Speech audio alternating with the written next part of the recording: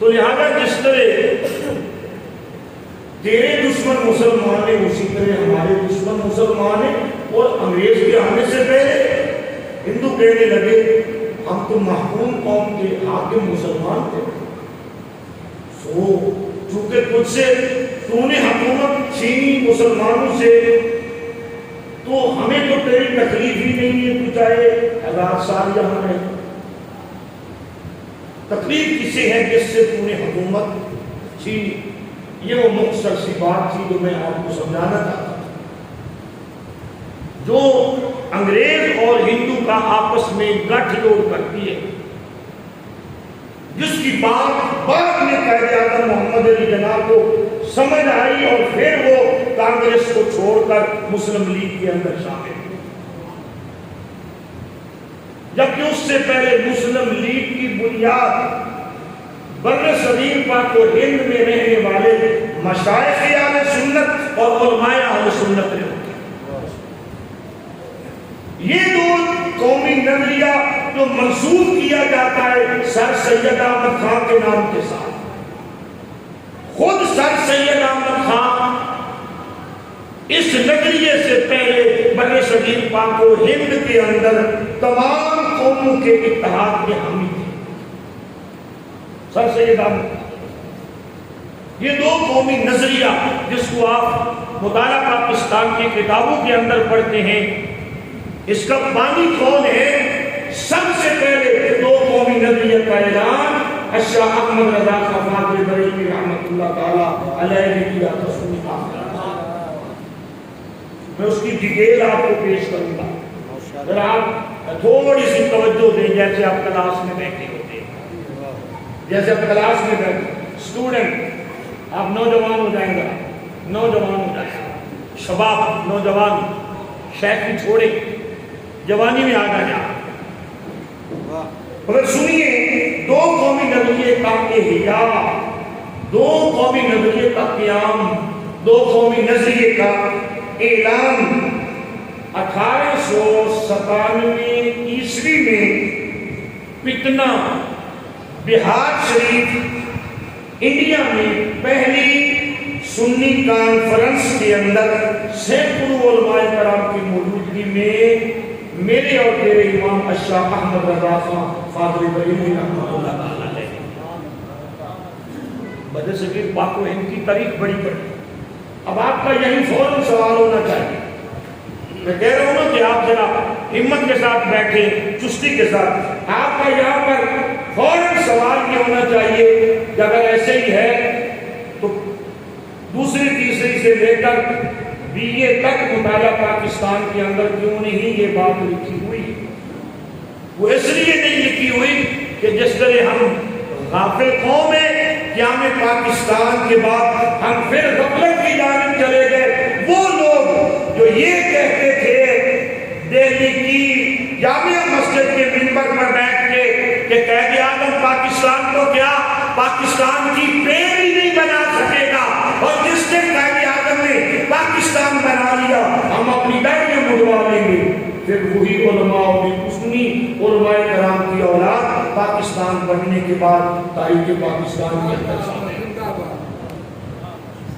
آپ ایک بڑا مشہور نام جانتے ہیں, آپ ایک بڑا مشہور نام جانتے ہیں. جب بھی حکومتوں کی توڑ پھوڑ ہوتی ہے, جب بھی حکومتوں کا گٹھ جوڑ ہوتا ہے, ایک نام بڑا مشہور ہے. کون سا نام ہے؟ طارق یار صاحب کا نام. جب مسلم لیگ والوں کو ملانا ہوتا ہے, PP والوں کو ملانا ہوتا ہے, تحریک انصاف کے خلاف جب تحریک انصاف کو اور PP کو ملا کر لڑانا ہوتا ہے نون لیگ کے خلاف, تو پھر سب سے بڑا جو کردار سر انجام دیتے کون دیتے؟ طارق یار صاحب. یا کسی بندے کو آپ جانتے ہیں؟ اونچا بولے نا, اتنے ساروں کو تاریخ کو. یہ مولانا فضل الرحمان کے والد گرامی مولانا مفتی محمود احمد کا بیان آج بھی ریکارڈ پر ہے. انہوں نے اپنے ان خطبات میں جب پاکستان بن گیا تھا تو انہوں نے اپنا بیان ریکارڈ کروایا کہ الحمدللہ ہم پاکستان کے بنانے کے گناہ میں نقل شامل تھے. آج کی سمجھ آ گئی آپ لوگوں کو؟ تھوڑا سا تاریخ کا مطالعہ بھی آپ اپنے پاس رکھا کریں. تو 1897 عیسوی پٹنہ بہار شریف آل سنی کانفرنس برصغیر پاک و ہند کی سنی کانفرنس کو اہل سنت کے عقائد کے احیاء کے لیے ہوئی تھی. کانفرنس کس لیے ہوئی تھی؟ اہل سنت کے عقائد کے احیاء کے لیے ہوئی تھی کانفرنس. مگر اس کانفرنس کے اندر مرکزی خطاب اشاہ احمد رضا کا فاضل بریلوی رحمت اللہ تعالی علیہ کا تھا. تو اعلیٰ حضرت امام اہل سنت نے سب سے پہلے دو قومی نظریہ پیش کیا اور فرمایا سن لیجیے بر صغیر پاک و ہند نہ ہندو کی آباد کا ہے نہ انگریز کی آباد کا ہے. یہاں مختلف قومیں رہتی ہیں, دو ہی بڑی قومیں ہیں, ایک قوم مسلم ہے اور دوسری قوم کافر ہے. عیسائی ہو, یہودی ہو, ہندو ہو, بدھ مت ہو, سکھ ہو, کوئی بھی ہو, وہ ایک قوم ہے اور لا الہ الا اللہ محمد رسول اللہ پڑھنے والی دوسری قوم ہے, دو ہی قوم. یہ اعلان اعلیٰ حضرت اشاہ احمد رضا کا فاضل بریلوی رحمت اللہ تعالی علیہ نے کیا 1897 عیسوی کے اندر, جبکہ 1881 عیسوی سے ہی آج بھی فتاوی رضویہ کے اندر مختلف رسالہ جات موجود ہے. اعلیٰ حضرت اشاہ احمد رضا خان فاضل بریلوی رحمت اللہ تعالی علیہ نے اپنی سیاسی جدوجہد جس کے اندر ایک علیحدہ ملک کے لیے کوششیں کی جانے لگی, اشاہ احمد رضا خان فاضل بریلوی رحمت اللہ تعالی علیہ نے اپنے پیروکاروں کو سمجھانا, سدھانا اور اس آزادی کی راہ پر چلانے کے لیے اپنی کوششیں شروع کر دی. بات کو سمجھ آ گئی آپ لوگ؟ آگے چلیے.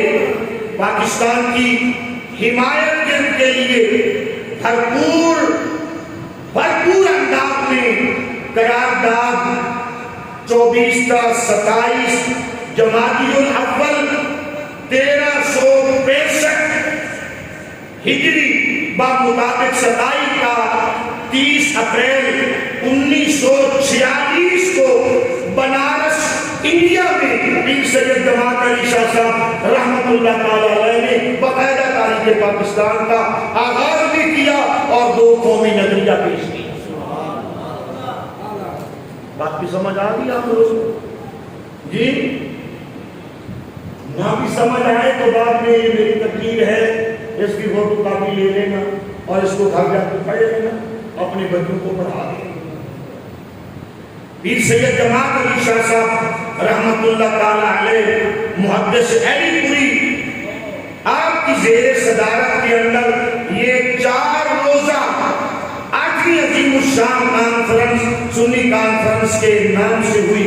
اس کے اندر اعلیٰ حضرت کے خلیفہ سید مولانا نعیم الدین مراد آبادی یہ انتظامات کرنے والے تھے.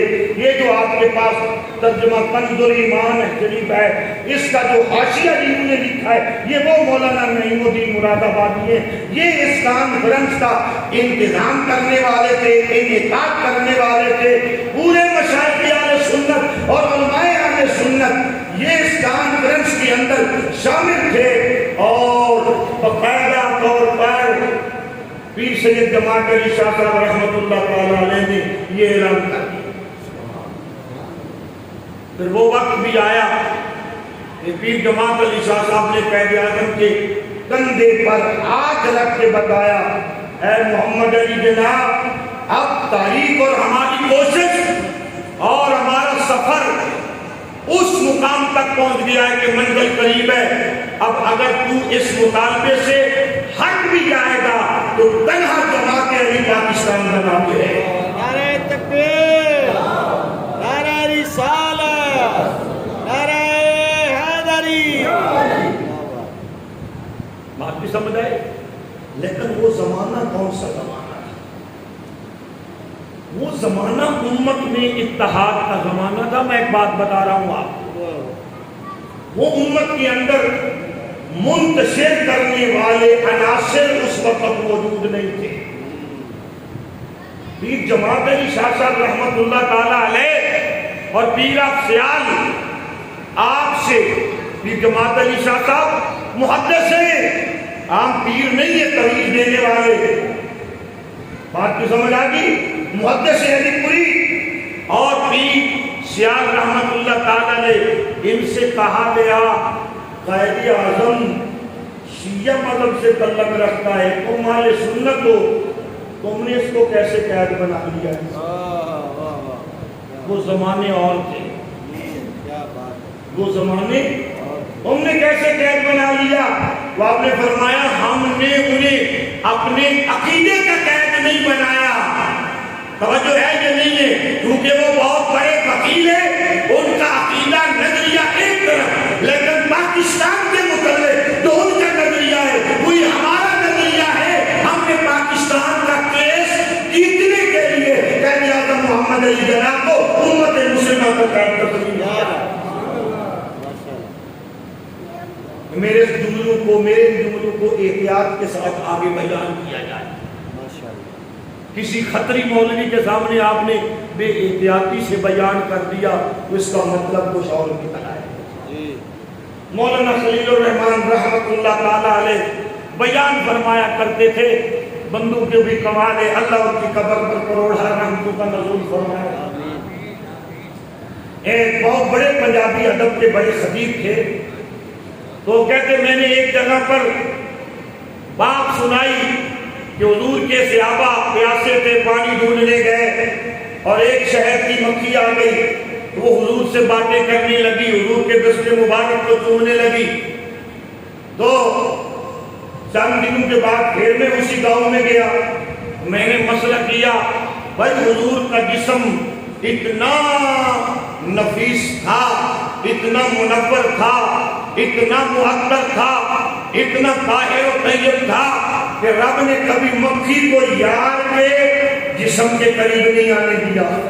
ایک دیوانہ کھڑا ہو گیا، کہتا ہے کہ ہفتہ پہلے تو ہم بہار شریف میں بتا گئے تھے کہ مکھی حضور کی انگلی پر بیٹھ کے باتیں کر رہی تھی. بات کی سمجھ آئی؟ بندہ عقل مندی سے نہ سنے تو پھر خطیب کے جملوں کو کوئی رنگ بھی دیا. ناراض تو نہیں ہوئے آپ لوگ؟ سبحان اللہ کہیے گا.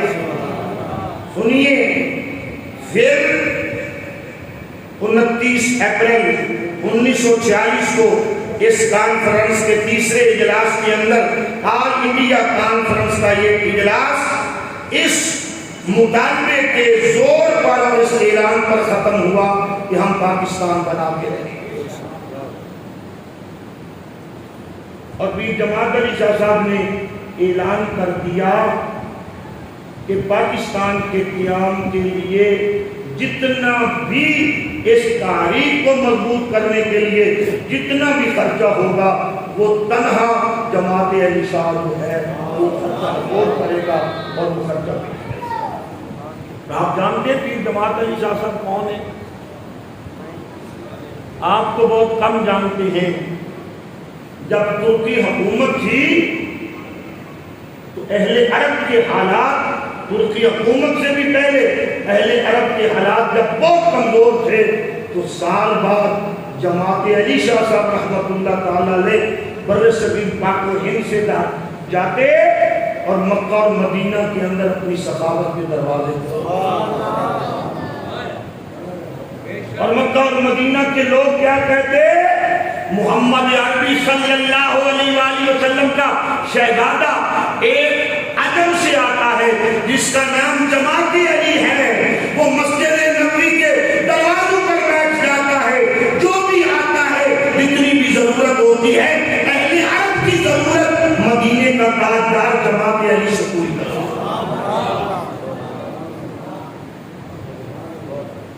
ہے. وہ اور تھے، تم اور ہو. وہ دینے والے تھے، وہ امت اور امت کے غریبوں پر خرچ کرنے والے تھے. اور آج اگر حلال کی پچھلے سال کسی نے 10,000 نذرانہ دیا، اس سال غربت آدمی 5,000 دے دیا، تو اگلے سال پھر حضرت کہتے ہیں گاڑی میں بیٹھ کے دعا کر دیتے ہیں، نیچے اترنے کا ٹائم نہیں۔ یہ سچ ہے، یہ سچ ہے جی، توجہ ہے یا نہیں ہے؟ کہ سنیے بر صغیر پاک و ہند میں تاریخ آزادی کی جو تاریخ ہے اس کے اندر اور پہلو بھی آیا جب 1857 کی تاریخ چلی جسے جنگ آزادی ہے، بعد میں چلائی ہندو اور مسلمانوں نے مل کے، یہ انگریز کو دبا کرے، انگریز کو دبا کرے۔ ہوا یہ کہ اپنوں کی سازش کی وجہ سے اس تحریک کو کامیابی نہ مل سکی۔ یہ مطالعہ پاکستان میں آپ نے پڑھا ہے، کس کس نے پڑھا؟ ہاتھ کھڑا کرنے والا پڑھا سب نے ہے۔ یہ بھی ایک ستم ہے، ہمارے جتنے سکول کالجز ہیں وہ پرائیویٹ ہوں یا گورنمنٹ کے، مطالعہ پاکستان اور اسلامیات کا 8واں پیریڈ ہے، نمبر بھی کم، پیریڈ بھی آخری۔ جب پڑھا کے استاد کی بھی مت ماری ہوئی ہوتی ہے، شاگرد بھی تھکے ہوئے ہوتے ہیں، ہمیں کہتے ہیں جی علامہ صاحب یہ آخری پیریڈ ہے مطالعہ پاکستان کا پڑھانا، اسلامیات کا بھی آخری پیریڈ، 4 دن، ایک 3 دن، ایک 4 دن، آخری پیریڈ۔ جس قوم نے اپنے مذہب کو بھی آخری پیریڈ میں 3 دن پڑھنا ہے اور اپنے ملک کی تاریخ کو بھی آخری 3 دن پڑھنا ہے، اور نمبر بھی تھوڑے اور باقی مضمونوں کے 150 نمبر، انگریزی کے 150 نمبر، مطالعہ پاکستان کا 50 نمبر، اسلامیات کا 50 نمبر، اس سے بڑا ظلم کیا ہوگا اس کا؟ یہاں تو قوم کا مقصد اپنے ملک کے ساتھ ہوتا ہے، ناراض تو نہیں ہے آپ لوگ؟ ہاتھ کھڑا کریں جو ناراض نہیں ہے۔ یا تو قوم کا مقصد اپنے ملک کے ساتھ ہوتا ہے یا اپنے مذہب کے ساتھ، تو وہ نہ ملک سے مطلب رہا نہ مذہب سے مطلب رہا۔ 1857 کی جنگ آزادی میں علامہ فضل حق خیر آبادی کے فتویٰ جہاد سے یہ 1857 کی جنگ آزادی شروع ہوئی۔ یہ تحریک جنگ آزادی جو 1857 کے اندر 57 کے اندر شروع ہوئی، یہ مولانا فضل حق خیر آبادی رحمۃ اللہ تعالیٰ علیہ نے فتویٰ دیا تھا کہ اب انگریز کافر کے خلاف جو ہے بر صغیر پاک و ہند کے مسلمانوں کے لیے جہاد فرض ہو چکا ہے۔ یہ کون تھے؟ یہ اہل سنت کے عالم تھے۔ پھر جب یہ جنگ آزادی کہیں کسی وجہ سے کامیاب نہ ہو سکی تو پھر فضل خیر آبادی کو انگریز نے اس جرم کی سزا کے اندر کالے پانی کی سزا دی، اور یہ مرد مجاہد وہیں انتقال کر گئے، اور ان کی قبر بھی بر صغیر پاک و ہند میں نہ بن سکی۔ یہ قربانیاں ہیں، یہ قربانیاں ہیں اہل سنت کے مشائخ کی اور اہل سنت کے علماء کی، اور پھر ان کے ساتھ ساتھ کتنے ہزار علماء کرام، کتنے ہزار علماء کرام اور کتنے ہزار مشائخ، ان کو اس جنگ آزادی کی سزا کے اندر ڈھونڈ دیا گیا، اور اعداد و شمار کے مطابق ان کی تعداد 5 لاکھ مسلمان بنتی ہے، جو 1857 کی جنگ آزادی، تاریخ جنگ آزادی جو شروع کی گئی، اس کی پداش کے اندر انہیں گولیوں سے خون دیا تھا۔ بتائیے یہ پاکستان آسان بنا ہے؟ ابھی تو تاریخ چلی ہے، یہ اتنی بڑی قربانیاں تو 1857-57 تک دی جا چکی تھیں، 1997 تک آپ نے کتنی قربانیاں دی؟ 1997 تک آپ نے کتنی قربانیاں دی ہیں؟ پاکستان کیا آسانی سے مل گیا ہے؟ اس پاکستان کی بنیادوں کے اندر جوانوں کے خون سے لے کر بوڑھوں کے خون تک موجود ہے، ماں کا خون ہے، بیٹیوں کا خون ہے، بہنوں کا خون ہے۔ کئی مائیں صاحب اولاد ہونے کے باوجود بے اولاد ہوئی، کئی بچے یتیم ہوئے، کئی بچے مسکین ہوئے، پھر جا کے پاکستان کا قیام آتے ٹوٹ گیا۔ توجہ کیجیے، پھر 1857 کے اندر کتنے ہزاروں کی تعداد میں مسلمانوں کے مدارس کو صرف بند ہی نہ کیا گیا، ان کو آگ لگا، مساجد کو بند کر دیا گیا، مسمار کر دیا۔ اور جو ہے یہ نہیں ہے، یہ پاکستان کی تاریخ ہے۔ اس پاکستان کے اندر ہم بڑی ہنسی خوشی زندگی گزار رہے ہیں، یہ اس پاکستان کی تاریخ ہے۔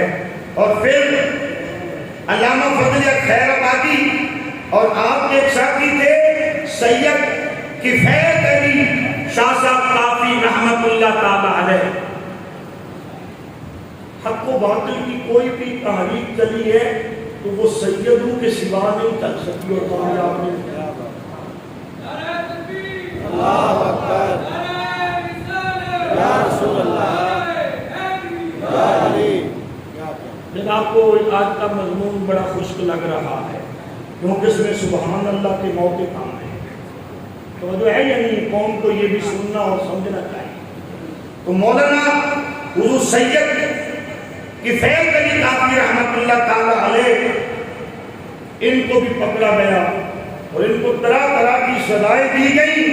اور جب انہیں 1858 میں پھانسی کی سزا سنائی گئی اور آپ تختگار پر تھے، تو اس وقت آپ کی زبان پر جو آخری لمحہ شعر تھا وہ بھی میں آپ کو سنا دیتا ہوں۔ وہ کسی اور کا نہیں تھا، ان کا اپنا ہی شعر تھا۔ توجہ ہے یہ نہیں ہے؟ ایسے ہوتے ہیں صاحب ایمان کو، ایسے ہوتے ہیں سچے عاشق رسول لوگ۔ آپ کی زبان پر شعر تھا، کوئی گل باقی رہے گا نہ چمن رہ جائے گا، کوئی گل باقی رہے گا نہ چمن رہ جائے گا، بس رسول اللہ کا دین حسن رہ جائے گا۔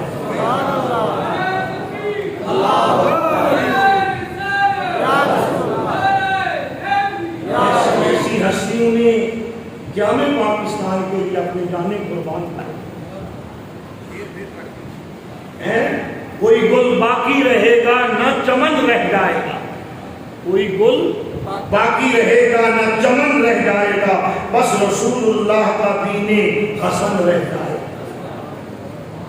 آپ نے بتایا ظالموں، یہ تو ایک جان ہے، یہ تو سید کفایت علی کافی کی ایک جان ہے۔ دین مصطفیٰ کے لیے اگر کروڑوں دانے بھی ہوں تو سید دین مصطفیٰ پہ قربان کر دے۔ ہم تو حسین ابن علی کی نسل سے ہیں، بات کی سمجھ آئی کہ نہیں آئی؟ یہ مگر تاریخ لکھنے والوں نے یا ایسے لوگوں کا آپ کے مطالعہ پاکستان کے اندر نام شروع کیا، شامل کیا ہے؟ انہوں نے تو قربانیاں دے دی۔ یہ غفلت ہماری تھی کہ ہم اتنا بھی نہ کر سکے کہ اپنے بزرگوں کو اپنے تاریخ کا حصہ بنا لیں۔ ہم اتنا بھی نہ کر سکے کہ اپنے بزرگوں کو تاریخ کا حصہ بنا لیں۔ پھر سنیے، یعنی پاکستان کے وقت کتنے لوگ اور کئی لوگ، اگلے جمعے پر میں عرض کروں گا کہ کون کون سا شخص ہندو مسلم اتحاد کا حامی رہا اور کس نے ہندو مسلم اتحاد کو پروان چڑھانے کے لیے کیا کیا۔ کہ یہ وہی دور ہے جب مختلف طریقے چلی، مختلف طریقوں کے اے جناب علی نام کیسے سہانے اور خوبصورت ترین نام رکھے گئے اور ہندو مسلم اتحاد کے لیے ہندو کے ساتھ رشتہ داریاں قائم کرنا شروع کر دی گئی۔ آپ کو پتا ہے نا کہ مسلم غیرت مند ہے اور کافر کیا ہے؟ جب وہ چاہتا ہے کہ مسلمان جو ہے یہ عروج پر جا رہا ہے، اپنے مقاصد حاصل کرنے کے قریب ہے، تو پھر وہ مسلمان کو بے غیرتی کی دعوت دیتا ہے۔ یہ پوری تاریخ آپ پوری تاریخ کفر پڑھ لیں، پوری عیسائیت کو پڑھ لیں جب سے تبدیل ہوئی ہے، پوری یہودیت کو پڑھ لیں، پورے ہندو مذہب کو پڑھ لیں، بدھ مت کو پڑھ لیں، سکھ کو پڑھ لیں، پھر وہ مسلمان کو اس لیے حیائی کی طرف ترغیب دیتا ہے۔ کیا میں پاکستان ایک نعمت سے کم نہیں ہے؟ پاکستان ایک نعمت سے کم نہیں ہے، اور نعمتیں ملتی بھی مقدس دنوں کے اندر ہے۔ نعمتیں ملتی ہی مقدس دنوں کے اندر ہیں۔ مجھے میرے سوال کا جواب دے دیجیے گا، میرے پاس اور انعام تو نہیں ہے، منبر سے میں اس بندے کو شاباش دوں گا۔ ایک بات تو یاد ہے کہ جس مہینے کے اندر پاکستان آزاد ہوا، اگست کا مہینہ تھا، 14 تاریخ تھی، اور بھی کوئی مہینہ یاد ہے جس مہینے یہ انعام مسلمانوں کو ملا ہے؟ مجھے بولے 27 رمضان المبارک ہے۔ ادھر بزرگ میرے بڑے بھائی حاجی دلاور صاحب ہاتھ اٹھا کے کہہ رہے ہیں کہ ہمیں پتہ ہے یہ 27 رمضان المبارک تھا، لیلۃ القدر کی رات تھی۔ کیا؟ لیلۃ القدر کی رات تھی جب اللہ نے یہ نعمت دی ہے۔ ارے تم کیسے بھول سکتی ہو پاکستان کی اس نعمت کو جو مقدس نعمت مقدس دنوں میں ملتی ہے؟ پاکستان تمہیں رمضان المبارک کی 27ویں کو، ارے جس رات رب نے تمہیں قرآن دیا، اس رات تمہیں پاکستان دیا۔ ارے دور کیا ہے کہ ہمارے قائدین نے کیا کہا تھا؟ پاکستان کا مطلب کیا ہے؟ لا الہ الا اللہ، اور مشہور ریاست کیا ہوگا؟ محمد رسول اللہ۔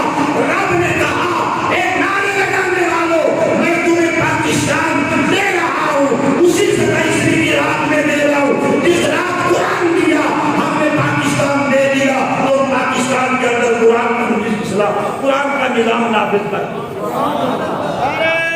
نافذ کیا یا نہیں کیا؟ صرف نافذ کیا یا نہیں کیا؟ نہیں کیا۔ تو یہ غداری تم نے قوم کے ساتھ کی ہے یا وعدہ شکنی تم نے اپنے رب کے ساتھ کی؟ کچھ باتیں اگلے جمعے کے لیے چھوڑ دیتے ہیں۔ وما علینا الا البلاغ۔